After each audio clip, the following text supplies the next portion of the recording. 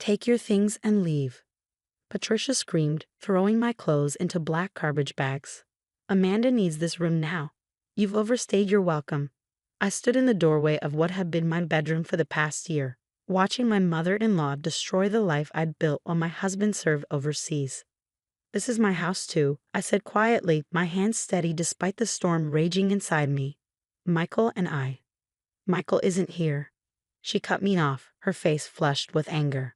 And while he's away, I'm in charge. Amanda needs a proper space now that she's back from college. You're just the wife. She's his sister.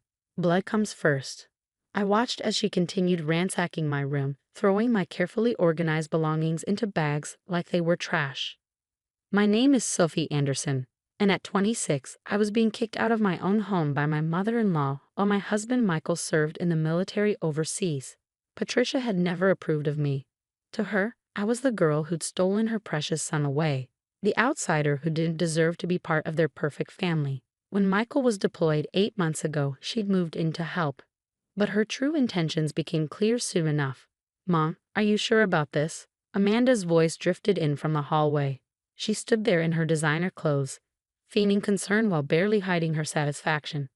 At 22, she'd always been the princess of the family, and having me in what she considered her house had been a thorn in her side. Of course I'm sure, Patricia snapped, tossing my books into another bag. Sophie needs to learn her place.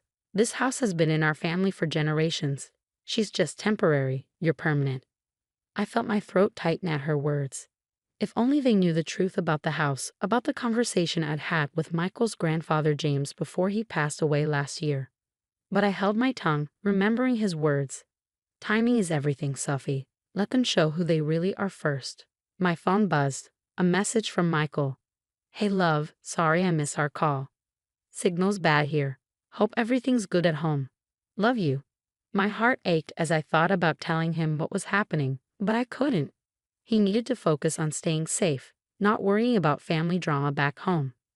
I'll leave, I said finally, my voice calm. But you should know. Save your threats. Patricia interrupted, zipping up the last bag. Amanda deserves this space more than you ever did. You have an hour to get out, or I'm calling the police. I nodded, picked up my bags, and walked out without another word. As I loaded my car, I could hear them upstairs, already planning how to redecorate Amanda's new room. The satisfaction in their voices made my stomach turn. That evening, I checked into a small hotel on the outskirts of town. Sitting on the bed, surrounded by garbage bags containing my life, I pulled out the envelope I kept hidden in my jacket. Inside was the property deed to the house, signed over to me by Grandpa James 6 months before he died. They never appreciated this place, he told me during our last conversation. Patricia and Amanda treat it like a status symbol. But you, Sophie, you love it for what it is. You remind me of my late wife. That's why I'm leaving it to you. Just wait until the right moment to tell them. Some lessons need to be learned the hard way. I traced my fingers over his signature, remembering how he'd been the only one who'd welcomed me into the family without judgment. He'd seen through Patricia's perfect mother act and Amanda's innocent daughter facade. He'd known exactly what would happen when he was gone. Opening my laptop, I emailed Michael's Aunt Julia, a lawyer who'd helped Grandpa James with the property transfer. It's time, I wrote. They've shown their true colors. Her response came quickly. I've been expecting this. Come to my office tomorrow. We'll handle everything legally and properly. They won't know what hit them. I looked around the hotel room, allowing myself a small smile. Patricia and Amanda thought they'd won, thought they'd finally gotten rid of the unwanted outsider. They had no idea that in 6 months, once all the legal proceedings were complete and Michael was back home, they'd learn exactly who owned their precious family house. For now, though, I would wait. I'd let them redecorate, let them think they'd succeeded in pushing me out. Sometimes the best revenge isn't immediate. It's carefully planned, perfectly timed, and absolutely legal. My phone buzzed again. Another message from Michael. Just got a weird text from Amanda about redecorating her new room. What's going on? I replied simply, don't worry about it, love. Everything's under control. Stay safe and come home to me. And it was under control, just not in the way his mother and sister expected. The next 6 months passed in a carefully orchestrated dance. I moved into a cozy apartment across town, started a new job at a local art gallery, and watched from afar as Patricia and Amanda turned my home into their personal showcase. Through mutual friends, I heard about every change they made. Amanda had painted over the vintage wallpaper Grandpa James's wife had chosen decades ago. Patricia had replaced the antique light fixtures with modern chandeliers. They even started renovating the old library, turning it into what they called the social media room for Amanda's growing influencer career. Each change felt like a personal attack, but I stayed quiet. Julia, Michael's aunt, assured me everything was proceeding according to plan.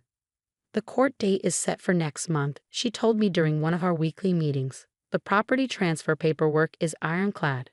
James knew exactly what he was doing. My phone lit up with a text from Michael. Coming home in 2 weeks, love. Mom's acting weird about where you're staying. What's really going on? I'd been vague about the situation in our communications, never wanting to burden him with the truth while he was serving. But now, with his return approaching, it was time to be honest. I called him using the secure line he'd set up for important conversations. Sophie, his voice, even through the static, made my heart skip. Talk to me. What's happening back home? I told him everything, how his mother had thrown me out, how Amanda had taken over our room, and finally, about Grandpa James's gift. There was a long silence on the other end. Grandpa left you the house. Michael's voice was a mixture of surprise and something else. Pride, maybe. That actually makes perfect sense. He always said you were the only one who truly appreciated it. Are you angry I didn't tell you sooner? I asked, holding my breath. No, he said firmly. You were protecting me, letting me focus on my mission, just like you protected the house by waiting to reveal the truth. My mother and sister, they've shown their true colors, haven't they? They have, I agreed softly. The court date is set for 3 days after you return. Julia's handling everything. Michael's laugh was warm through the phone. Julia's involved. Oh, Mom's going to hate that. She's never been able to manipulate my aunt. We talked for another hour, making plans for his return. For the first time in months, I felt completely at peace with what was coming. A week before Michael's return, I drove past the house. Patricia had hired landscapers to tear out the heritage rose garden Grandpa James's wife had planted. In its place, they were installing a modern water feature, something Amanda had seen on a home renovation show. Patricia spotted me driving by and her face twisted into a smug smile. She probably thought I was torturing myself, watching them transform what had once been my home. If only she knew. The day Michael returned, I picked him up from the airport. He looked tired but happy, his eyes lighting up when he saw me. We embraced for a long moment, making up for months of separation. Ready to go home, I asked, a slight smile playing on my lips. Not to that house, he said firmly. Not until everything's sorted. We'll stay at your apartment. When we drove past the house, Patricia and Amanda were outside, putting up a welcome home banner. They waved frantically, but Michael didn't stop. Their faces as we drove by were priceless, confusion turning to anger as they realized their perfect homecoming wasn't going according to plan. Mom's called 6 times already, Michael said, checking his phone as we entered my apartment. She's demanding to know why we didn't stop, why you've corrupted me against the family. He rolled his eyes. I told her we'd see her in court. How did she take that? I asked, unpacking his bags. She hung up. Then Amanda texted saying I'm betraying the family legacy. He pulled me close. Little do they know, Grandpa James trusted you with that legacy more than anyone. That night, as we lay in bed, Michael turned to me. You know what really gets me? They thought they could just throw you away, like you weren't family. Grandpa James saw what they couldn't, that you're the one who truly loves this family, this home, for all the right reasons. I snuggled closer to him, feeling truly at home for the first time in months. 3 more days, I whispered. 3 more days until they learned the truth. Just before we fell asleep, Michael's phone buzzed one last time. A message from Patricia. This house has been in our family for generations. Don't let that girl destroy our legacy. Michael showed me the message and we both laughed. If only they knew whose legacy they'd really been destroying all these months. The truth would come out soon enough. And when it did, Patricia and Amanda would learn that sometimes family isn't about blood. It's about who truly cares for the things that matter most. The morning of the court hearing arrived crisp and clear. I wore the pearl necklace Grandpa James had given me on my wedding day.